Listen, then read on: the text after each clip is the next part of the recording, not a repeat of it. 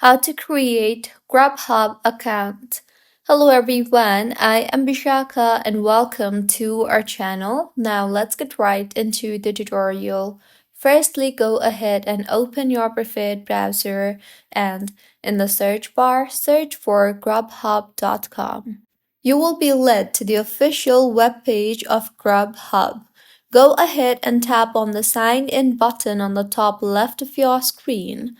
You will then see the option for Create Your Account. Tap on that. Now go ahead and fill in the form shown to you. You will be required to enter information such as your first name, last name, email, and password. Make sure to meet the password requirements while setting up your account. Finally, tap on the Create Your Account button, and with this, your account will be created. You can also create an account using your Facebook account, your Google account, or with your Amazon account. So, this is how you can create Grubhub account. If you find this tutorial helpful, please like the video and do comment if you have any queries.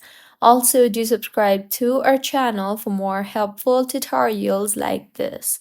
See you on the next one.